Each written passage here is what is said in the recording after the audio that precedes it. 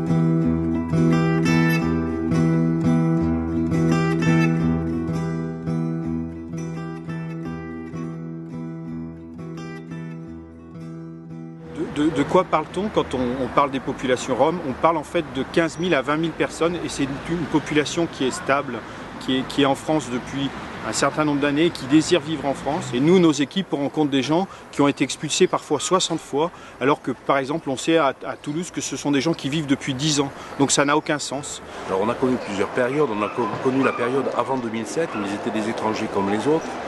On a connu les espoirs ouverts par l'intégration de la Roumanie et de la Bulgarie dans l'espace européen en 2007, mais avec ces mesures transitoires qu'ils ont finalement un peu placées en sursis par rapport à leur citoyenneté européenne. Donc ils étaient à la fois dans l'Union européenne, mais pas tout à fait. Et maintenant nous sommes à la veille de la suppression de ces mesures transitoires qui devraient intervenir au début de 2014. Quand on prend le temps et quand les populations ne sont pas expulsés, on peut faire un travail qui améliore l'accès aux droits et l'accès aux soins. Et on peut mettre fin à cette errance des populations roms qui auraient le droit de vivre nulle part. Et on se rend compte qu'en faisant un travail de déstigmatisation, eh bien, ces populations peuvent enfin s'installer et ont le droit de vivre là où elles veulent. Et je pense que c'est important qu'en France, on puisse faire ce travail sans qu'il y ait des expulsions à répétition.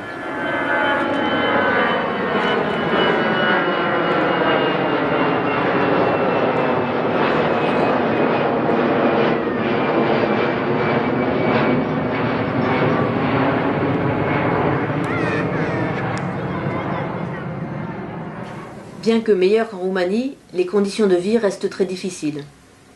D'ailleurs, les problèmes de santé que constatent les équipes de Médecins du Monde sont souvent liés aux conditions de vie. Le terrain ici est très insalubre. L'équipement sanitaire insuffisant, pas de bloc sanitaire et pas de toilettes. Il y a un point d'eau pour 200 personnes et aucune possibilité de se doucher. Cela fait 5 ans que les bénévoles de Médecins du Monde sont aux côtés des familles pour les accompagner dans leur démarche de santé et pour les aider vers l'accès aux soins. Par exemple, nous accompagnons vers les lieux de soins pour le suivi des femmes enceintes ou des enfants. Nous leur donnons des explications suite aux consultations ou aux hospitalisations.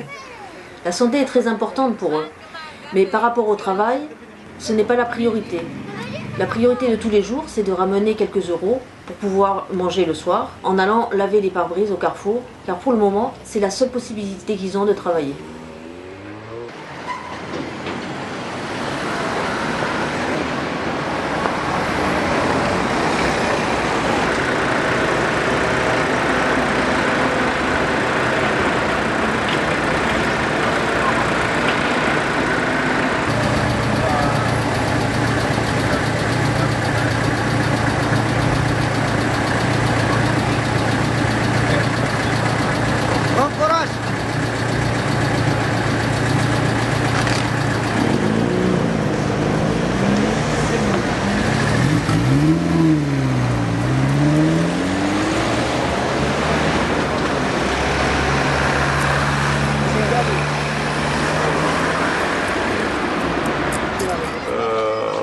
Le problème, c'est très difficile pour vivre.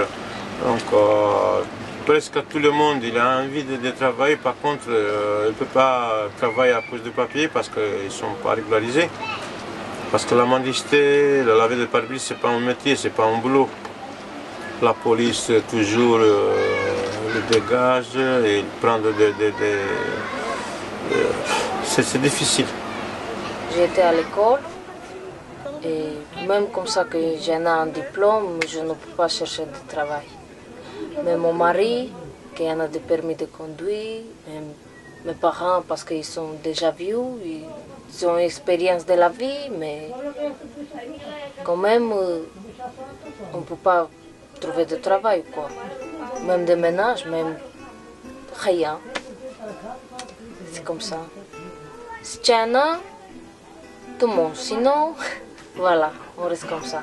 Alors, lorsqu'on parle de l'accès au travail, de la possibilité d'accéder au travail en France pour les citoyens roumains, c'est une question extrêmement difficile parce que, a priori, ils n'ont pas le droit de travailler. C'est-à-dire leur droit au travail n'est pas systématique. Il est soumis à l'obtention par eux d'un contrat qui doit être signé par l'employeur et ensuite accepté par la préfecture. Et c'est seulement à la suite de cela qu'ils pourront obtenir un titre de séjour leur permettant pour le coup de travailler. Alors il est certain que dans ces conditions-là, le fait pour leur famille de pouvoir au moins accéder à l'école, c'est-à-dire que les enfants soient scolarisés, sur ce terrain par exemple, il y a plus de 40 enfants qui sont inscrits à l'école primaire, c'est quand même un pari sur l'avenir parce que tout ce qu'ils auront appris à l'école dans les quelques années où ils auront été, à tout le moins dans ces années-là, ça sera des atouts pour eux pour mieux pouvoir s'insérer dans la société, soit en France bien sûr, mais peut-être aussi en Roumanie s'ils ont l'occasion d'y revenir. Ils seront mieux armés parce qu'ils connaîtront une autre langue, parce qu'ils auront acquis un certain nombre de connaissances fondamentales et donc cela sera pour eux un atout non négligeable. Bonjour, je m'appelle Salomon, j'ai 13 ans. Je suis ici depuis 2007. Je vis dans une caravane. Je vais à l'école pour pouvoir avoir un diplôme, pour que après je peux travailler. Par exemple, je suis mécanicien ou électricien. Je suis sûr que je vais avoir mon diplôme. Sûr. Et si tous les enfants vont à l'école, on espère quelque chose. Peut-être quand on sera grand, on travaillera.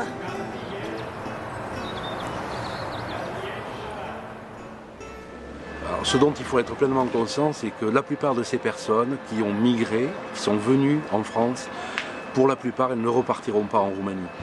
Elles ne repartiront pas parce que simplement les conditions de misère sont telles qu'elles resteront ici. Elles resteront parmi nous et notamment leurs enfants qui sont depuis plusieurs années maintenant à l'école, ils ont vocation à rester parce que de toute façon ils seraient déracinés ailleurs.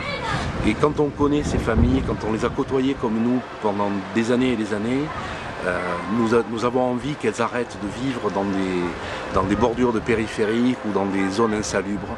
Elles méritent pleinement d'habiter dans des maisons ou dans des terrains, mais des terrains accueillants et faits pour ça, faits pour habiter, et que peu à peu, eh bien, ils s'intègrent à notre vie et ils s'intègrent à la France comme tant d'autres citoyens d'autres pays l'ont fait avant nous.